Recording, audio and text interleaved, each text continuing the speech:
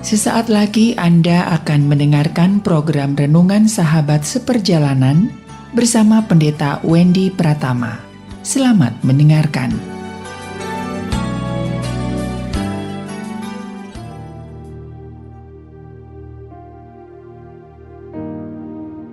Selamat berjumpa kembali dalam layanan audio Sahabat Seperjalanan. Hari ini adalah hari Rabu 22 Maret 2023. Tema renungan saat teduh kita dengan judul Akibat Bersih Tegang Leher. Akibat bersih tegang leher. Firman Tuhan terambil dalam Amsal 29 ayat pertama sampai dengan kedua. Siapa bersih tegang leher walaupun telah mendapat teguran, akan sekonyong-konyong diremukkan tanpa dapat dipulihkan lagi. Jika orang benar bertambah bersukacitalah rakyat, tetapi jika orang fasik memerintah, berkeluh kesahlah rakyat. Mari kita berdoa. Bapa yang di dalam surga, biarlah kami menjadi pribadi-pribadi sebagai anak-anak-Mu yang membawa kedamaian, yang membawa kenyamanan, yang membawa ketentraman, bukan membawa keributan, percekcokan, perdebatan, dan perpecahan. Biarlah firman Tuhan yang kami akan pelajari membuat kami menjadi pribadi yang terus bertumbuh lebih baik lagi. Dalam nama Tuhan Yesus kami berdoa, amin. Shalom sahabat seperjalanan yang dikasihi Tuhan. Dalam Amsal 29 disebut dengan kata bersih tegang leher. Atau kalimat yang lebih jelasnya lagi, orang yang suka berdebat, orang yang suka merasa benar sendiri, orang yang suka terus mempertahankan pendapat pemikirannya dan dipaksakan kepada orang lain.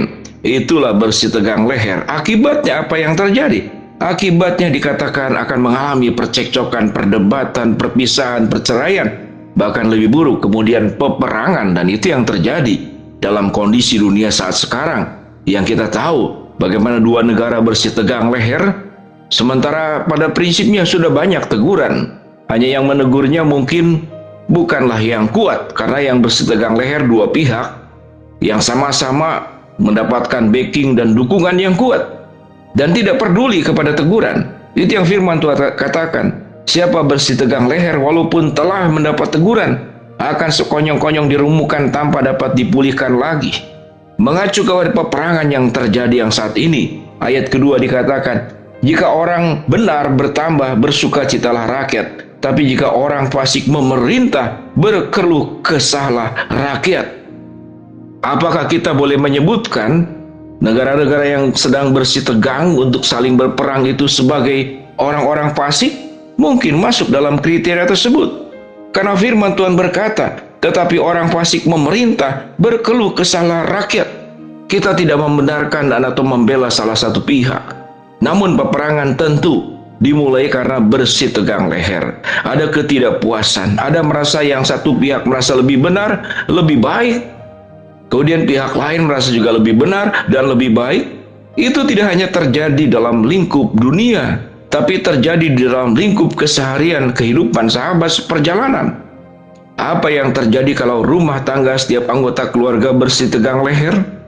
Apa yang terjadi kalau dalam komunitas masyarakat yang kita tinggal bertetangga bersih tegang leher?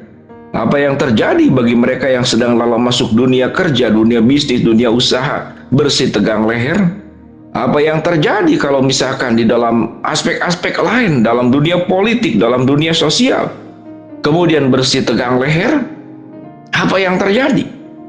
Dan boleh saya jujur mengatakan, bahkan dalam dunia kedokteran, dunia-dunia sosial, dunia-dunia yang sifatnya itu membantu orang-orang yang dalam kesusahan, mereka pun juga bersih tegang leher.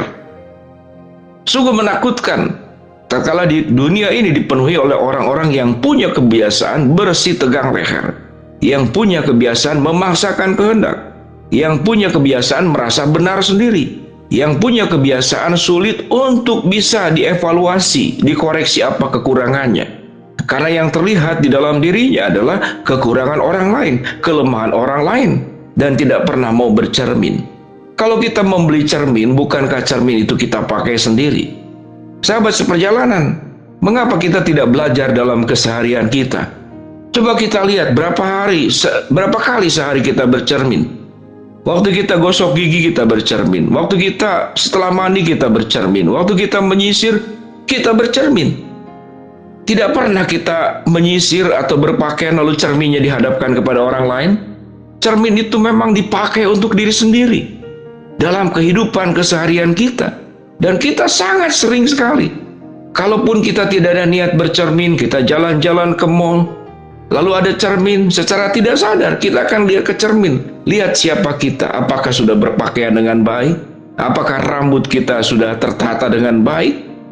Kalau merasa puas dengan penampilanmu, maka bukankah secara tidak sengaja engkau senyum-senyum sendiri tatkala melihat cermin tersebut, atau mengatakan, wih gantengnya aku, cantiknya aku setelah lihat cermin. Kalaupun ada kekurangan, maka kita akan sangat senang mengevaluasi diri tatkala bercermin. Waduh, kelihatannya badan saya melebihi berat badan. Ada keinginan untuk memperbaiki bagaimana menurunkan berat badan. Atau kemudian waktu bercermin, ada sedikit kotoran di bagian wajah, kita akan dengan cepat membersihkannya dengan berbagai macam cara. Tetapi dalam kehidupan, kenapa cermin tidak pernah kita pakai? Cermin biasanya kita gunakan untuk orang lain. Cermin itu adalah untuk melihat orang lain, apa yang kurang, apa yang kemudian yang tidak kita sukai. Maka apa yang terjadi? Yang terjadi adalah perpecahan. Yang terjadi adalah keributan, yang terjadi adalah percekcokan, yang terjadi adalah perceraian, bahkan yang lebih parah yang terjadi, keinginan untuk saling menghilangkan dan membinasakan. Betapa menakutkannya. Kalau dalam setiap komunitas kehidupan di dunia ini dipenuhi dengan orang-orang yang bersih tegang leher, tidak punya kerendah hatian, tidak punya kemampuan sekalipun masing-masing punya cermin untuk melihat siapa diri saya, apa kekurangan saya, apa yang harus saya perbaiki, apa yang saya harus evaluasi, apa yang menjadi pekerjaan rumah yang belum diselesaikan dalam kehidupan saya. Saya adalah pribadi yang suka merasa benar sendiri.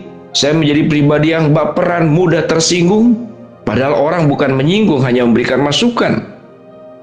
Saya menjadi orang pribadi pemalas, pribadi keras kepala, pemarah, atau suka melakukan kekerasan, baik kekerasan melalui lisan, atau kekerasan secara fisik, atau melakukan ancaman kalau kita tidak suka, menekan, bahkan kalau orang kemudian tidak mengikuti, menuruti kemauan kita, maka kita tekan, sampai kemudian dia tunduk sepenuh-penuhnya, dan sampai dia meminta maaf, padahal yang salah adalah kita. Namun orang yang tidak salah justru yang dipaksa untuk minta maaf. Sahabat seperjalanan, pernahkah kita mengalami perkara tersebut? Maka itu perkara yang benar-benar sangat menyakitkan. Tatkala orang yang bersangkutan salah, namun kita yang disuruh minta maaf. Tatkala orang lain yang merugikan kita, namun kita yang disuruh ganti rugi. Betapa tidak adil dalam dunia ini. Tapi ingatlah, semua hal itu pada akhirnya akan kembali kepada Allah. Biarlah kita menjadi pribadi pendamai, pembawa kenyamanan, pembawa kasih Kristus, pembawa kelembutan, menjadi pribadi yang mudah berkorban, bukan mengorbankan orang lain, menjadi pribadi yang membantu, bukan pribadi yang suka menekan orang lain, menjadi pribadi yang memberkati, bukan pribadi yang kehidupannya hanya bisa merugikan orang lain dan membuat mereka mencucurkan air mata atas tekanan-tekanan yang kita lakukan. Sahabat seperjalanan, sebagai penutup, kata apa yang tepat untuk menjadi pelajaran buat kita? Bertobatlah, berubahlah. Jadilah pribadi yang tidak bersih tegang leher, tapi pribadi yang membawa cahaya kemurahan, kasih, dan kebaikan Tuhan ke dalam dunia ini. Mari kita berdoa. Bapa dalam surga, terima kasih buat kebenaran firman Tuhan yang sudah kami pelajari. Hamba-Mu berdoa buat sahabat seperjalanan yang sedang sakit, Tuhan jamah sembuhkan. Sahabat seperjalanan yang sedang menghadapi masalah, Tuhan bukakan jalan. Sahabat seperjalanan yang sedang berdoa mengharapkan sesuatu, Tuhan kabulkan dengan cara dan waktunya Tuhan. Dalam nama Tuhan Yesus kami berdoa. Amin. Shalom sahabat seperjalanan, Tuhan memberkati kita semua.